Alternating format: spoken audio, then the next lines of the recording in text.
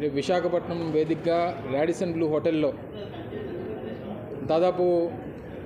2000 మంది పారిశ్రామికవేత్తలు వివిధ విభాగాల నుంచి, ఇండస్ట్రీ నుంచి కానివ్వండి, టూరిజం నుంచి కానివ్వండి, ఎడ్యుకేషన్ సెక్టర్ నుంచి కానివ్వండి, ఇన్ఫ్రాస్ట్రక్చర్ వైపు నుంచి కానివ్వండి, అన్ని రంగాల్లో, హాస్పిటల్స్, హోటల్స్, అన్ని రంగాల్లో ఉన్నటువంటి ప్రముఖుల్ని ఇన్వాల్వ్ చేస్తూ గౌరవ ముఖ్యమంత్రి గారు తాలూకా విజన్ డాక్యుమెంట్ని, విశాఖపట్నానికి సంబంధించినటువంటి విజన్ డాక్యుమెంట్ని గౌరవ ముఖ్యమంత్రి గారు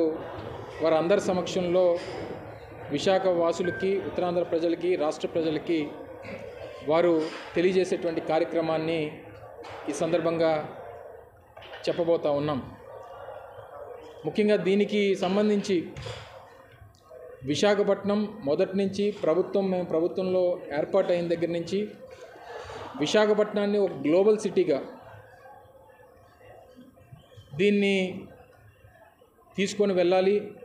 దేశంలోనే ప్రముఖ నగరాలతో, మెట్రో సిటీస్తో పోటీ పడేటువంటి దానికి విశాఖపట్నాన్ని హ్యాండ్ హోల్డింగ్ ఇవ్వాలి అన్నటువంటిది గౌరవ ముఖ్యమంత్రి జగన్మోహన్ రెడ్డి గారి తాలూకా ఆలోచన. ఎందుకంటే పోర్ట్ సిటీస్గా ప్రపంచవ్యాప్తంగా ఉన్నటువంటి అనేక నగరాలు మనం చూస్తే అన్నీ కూడా పోర్ట్ సిటీస్గా ఉన్నటువంటి అనేక నగరాలు దేశంలోనే కాకుండా ప్రపంచవ్యాప్తంగా ఉన్నటువంటి అనేక నగరాలు ఏ స్థాయికి వెళ్ళాయో అన్నటువంటిది కూడా మనం చూసాం. ఉదాహరణకు మన దేశంలో ఉన్నటువంటి ముంబై లాంటి నగరం, వెస్ట్ కోస్ట్లో ఉన్నటువంటి ముంబై నగరం భారతదేశానికి గేట్వేగా ఉన్నటువంటి పరిస్థితుల దగ్గర నుంచి ఈస్ట్ కోస్ట్లో అంతే స్ట్రాటజిక్ లొకేషన్లో ఉన్నటువంటి విశాఖపట్నం భారతదేశానికే ఈస్ట్ కోస్ట్లో గేట్వేగా విశాఖపట్నాన్ని చూడాలన్నటువంటి ముఖ్యమంత్రి గారి తాలూకా ఆలోచన. దానికి అనుగుణంగా వివిధ సెక్టర్స్ని ఎంపిక చేసుకొని ఇండస్ట్రియల్ ఇన్ఫ్రాస్ట్రక్చర్కి సంబంధించి కానీ, లేదా లివబిలిటీ, ఈ ప్రాంతంలో ఉండేటువంటి దానికి కావాల్సినటువంటి సౌకర్యాలు కానీ, లేదా ఇన్ఫ్రాస్ట్రక్చర్ సైడు ఏ రకమైనటువంటి ఇన్ఫ్రాస్ట్రక్చర్ యాక్టివిటీస్ క్రియేట్ చేయాలనేటువంటి దాని మీద కానివ్వండి, లేదా టూరిజంకు ఉన్నటువంటి స్కోప్, ఈ ప్రాంతంలో ఏ రకంగా టూరిజం వైపు ముందుకు తీసుకెళ్లేటువంటి దాని మీద విజన్ డాక్యుమెంట్ కానివ్వండి, ముఖ్యంగా carbon emissions, zero carbon emissions అనేటువంటిది ప్రపంచవ్యాప్తంగా చూస్తున్నటువంటి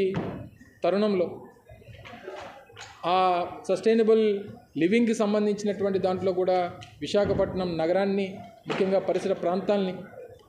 ఏ రకంగా చేస్తే బాగుంటుంది అన్నటువంటి ఆ విషయాల్లో కానివ్వండి, వీటన్నిటి మీద గౌరవ ముఖ్యమంత్రి గారు రేపు రాష్ట్ర ప్రజలను ఉద్దేశించి, ముఖ్యంగా విశాఖపట్నం ప్రజలు దాదాపు 2.5 మిలియన్స్, 25 లక్షల మంది జనాభా కలిగినటువంటి విశాఖపట్నం నగరవాసులకి, అలాగే పరిసర ప్రాంతాల్లో, పరిసర జిల్లాల్లో ఉన్నటువంటి ప్రజలకి ఉపయోగపడేటువంటి విధంగా ఈ ప్రాంతాన్ని తీర్చిదిద్దాలన్నటువంటి దానికి కావాల్సినటువంటి విషయాలన్నీ కూడా రేపు ముఖ్యమంత్రి గారు విజన్ విశాఖ పేరిట ప్రజెంట్ చేయబోతూ ఉన్నారనేటువంటి విషయాన్ని మీ ద్వారా ప్రజలకు తెలియజేస్తూ ఉన్నాం. వెంకోజీపాలెం జంక్షన్ నుంచి మ్యారిట్ హోటల్ వరకు 60 అడుగుల రహదారి, బోత్ సైడ్స్ డబుల్ రోడ్ ఏర్పాటు చేసుకుంటూ సెంటర్ మీడియంతో, మోడర్న్ లైటింగ్తో ఒక ఆల్టర్నేట్ రోడ్డు, నేషనల్ హైవేకి ఉన్నటువంటి ఎగ్జిస్టింగ్ రోడ్డు బాగా బిజీగా ఉన్నటువంటి తరుణంలో ఒక ఆల్టర్నేట్ ప్యారలల్ రోడ్ని ఏర్పాటు చేయాలన్నటువంటి ఉద్దేశంతో వెంకోజీపాలెం జంక్షన్ నుంచి మ్యారిట్ హోటల్ వరకు డబుల్ రోడ్డు నిర్మాణానికి సంబంధించి కూడా ముఖ్యమంత్రి గారు రేపు శంకుస్థాపన చేయబోతా ఉన్నారు. ఇవన్నీ కలిపి ఒక 1500 కోట్ల రూపాయలు విలువైనటువంటి ప్రాజెక్ట్స్కి ముఖ్యమంత్రి గారు శంకుస్థాపన చేస్తారు. ఈ కార్యక్రమం అనంతరం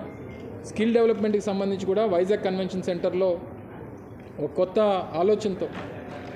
భవిత అనేటువంటి ఒక కాన్సెప్ట్తో షేపింగ్ ద ఫ్యూచర్, ఎగ్జిస్టింగ్ ఉన్నటువంటి స్కిల్ డెవలప్మెంట్ సెంటర్స్ కానివ్వండి, ఎగ్జిస్టింగ్ ఉన్నటువంటి ఐటీఐస్ కానివ్వండి, ఎగ్జిస్టింగ్ ఉన్నటువంటి పాలిటెక్నిక్స్ కానివ్వండి, వీటినన్నింటినీ కూడా వాల్యుయేషన్ తీసుకుని వచ్చి ఉన్నటువంటి అన్నీ కూడా ఏదైతే నాడు నేడు కింద స్కూల్స్ కానివ్వండి, హాస్పిటల్స్ కానీ ఏ రకంగా అభివృద్ధి చేశామో అదేవిధంగా ఎగ్జిస్టింగ్ ఐటీఐస్, పాలిటెక్నిక్స్ని కూడా ఇంకా మోడర్నైజ్ చేసేటువంటి దానికి అడుగులు ముందుకేస్తున్నటువంటి తరుణంలో ఎగ్జిస్టింగ్ ఉన్నటువంటి స్కిల్ డెవలప్మెంట్ సెంటర్స్ని ఇప్పటికే దాదాపు ఒక 90 కోట్ల రూపాయలు పెట్టి మనం ఏదైతే నిర్ణయం తీసుకున్నామో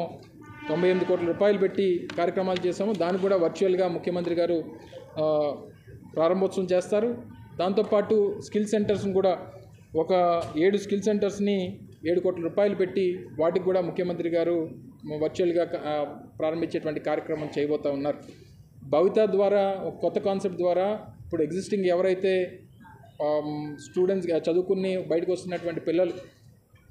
ఇండస్ట్రీతో కనెక్ట్ చేయాలి, ఎగ్జిస్టింగ్ ఇండస్ట్రీకి కావాల్సినటువంటి అకాడమిక్స్ ఏమైతే కావాలో దాంట్లో భాగంగా వారిని దానికి రకంగా ట్రైన్ చేయాలన్నటువంటి ఉద్దేశంతో ఈ భవిత కాన్సెప్ట్ని ప్రభుత్వం తీసుకుంది. దీని లాంఛనంగా ముఖ్యమంత్రి గారు వైజాగ్ కన్వెన్షన్ సెంటర్లో 2వ కార్యక్రమంగా దాన్ని ప్రారంభించి మళ్ళీ తిరిగి వారు విజయవాడ వెళ్ళేటువంటి కార్యక్రమం జరుగుతుందని చెప్పి ఈ సందర్భంగా తెలియజేసుకుంటూ, దీంతోపాటు మళ్ళీ 7వ తారీఖున కూడా అనకాపల్లి వేదికగా అనకాపల్లి నియోజకవర్గంలో